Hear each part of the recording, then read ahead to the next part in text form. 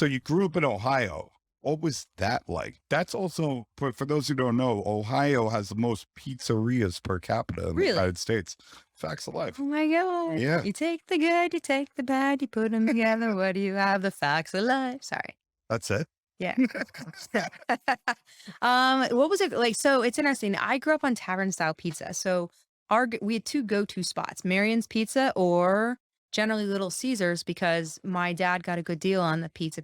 It was like Oh yeah, feed a yeah, family of six, the cheap pizza. But if we were good, we got to go to Marion's. And I'm the fourth child and the baby, and all of my siblings would take all the outer edge pieces because they're cut into little squares.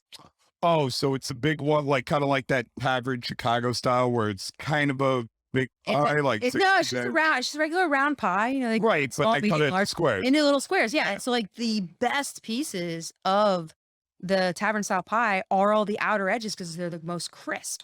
Oh, So, got being it. the youngest kid, I always got stuck with the soggy squares in the middle, and it's just like, this is just I mean, and you don't have tip sag at all with a tavern style pie. And where was this in Ohio? I believe there's 6 locations, but this is in Dayton, Ohio. Okay, dated. Yeah, because there's, like, the whole pizza wars you have in Dayton where you had, like, I believe Casanos and Marians were owned by the same family and, the 2 brothers went off, and so we all know Chris Casano from Pizza Expo. So Yeah. I used to be the crazy person that every day would go to the Pepsi booth and get my root beer, and then I go plop down in front of the Casano's booth, and they'd have the dough, the dough they sell they have the whole frozen dough program, but Mm. Chris would also bring in their pies to bake on site. So I would just sit there and I'd eat my hometown pizza all day long. And I'm like, you all can go to the golden, what was it, the golden curtains in the back, the golden wall where all the Neapolitan pizza be found. I'd Right. go right to the Ohio booth. Ooh, I didn't even you see, I'm not even familiar with this. I gotta check out this Kasana thing. Oh I've yeah. never heard of this. Yeah. So But they have like a they have a shop in Ohio and Dayton, but they yeah, have so Casano, it's like Casanos and Marians are like, it's like you either like one or the other. And for me, I'm like, I love Marians, but like I can get Casanos fresh if I go to the Pizza Expo. So like they both taste very different. But one really interesting thing about Marians, and I didn't realize this until I went through my photos again, because when I started working with Scott, I would go into pizzerias and I quote unquote case the joint. right. Look at the ovens, look at the garbage cans, look at who's baking it, look at people eating it, just to like really like take it all in.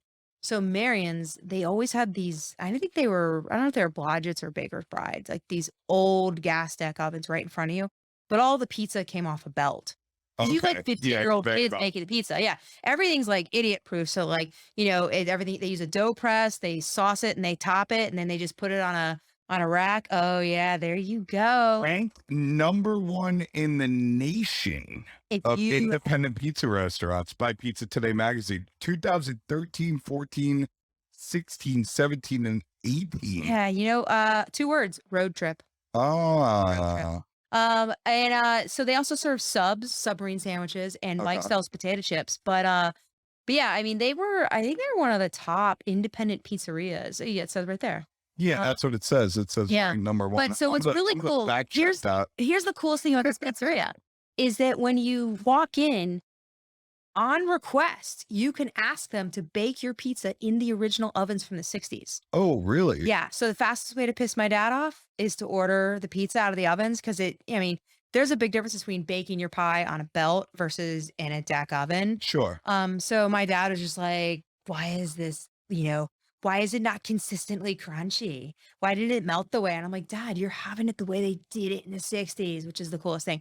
So I mean, it's one of those things, like I feel like that's like getting the prize out of a cereal box. When you discover that little cool thing they do, it's amazing. Oh, Yeah. look at this. We And they also get this crazy again.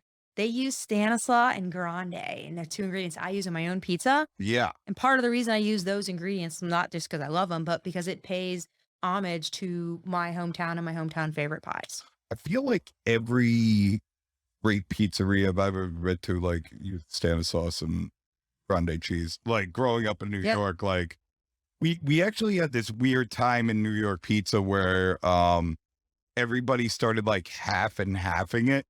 So like they would like use half grande, but then like to save money, they would like buy like the cheapest cheese that they could. Ah, Yeah, every pizzeria that like almost every single one that I worked at, like growing up, like did that. Oh Where you would like, my you put god. one block of the cheap one block of the grande. And then the port skim thing too came in, which I never really understood that. I'm still trying to figure out why you would make cheese part skim. Like, Oh, like what do you? blend the part skim. Yeah, like what are you really doing there? Does that mean like you're like? Because how do they make part What? skim milk? They like take out fat. It's Jenny Craig cheese. I mean, when people say, when I would do the tours or when I talk about pizza, I'm like, or making pizza more, like, what do you use, whole milk or part skim? I go, well, if you're gonna make pizza at home, I was like, go for the full fat, go for the whole milk, because nobody wants Jenny Craig cheese on their pizza. Right. However, I will say I put 6 cheeses on my New York style pie, Okay. inspired by Adam Kubin. I have my own blend. There's one secret cheese in there. I won't tell anybody what it is, but I will say I do have a blend of the whole milk and part skim, but I do not use the pre-shredded. I buy the full loaves Okay. and I shred them myself because I think there's a big difference in the consistency and the way that it melts versus the pre-shredded. Now they say there's no anti-caking agent on it, but it's different.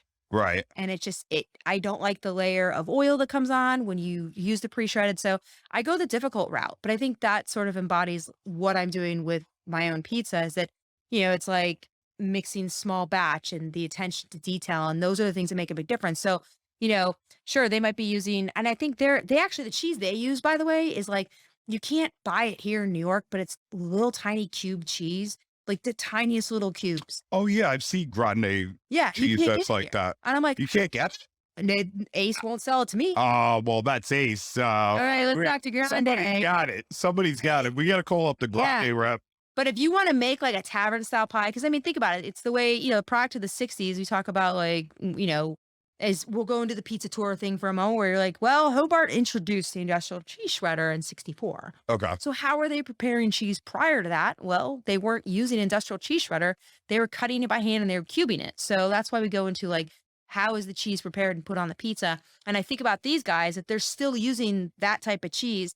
And I'm like, is it more expensive to put that kind of cheese on there? I don't know. But I know like it's just the way that it browns on there. If it didn't have the part skim, I don't think it would brown quite that well.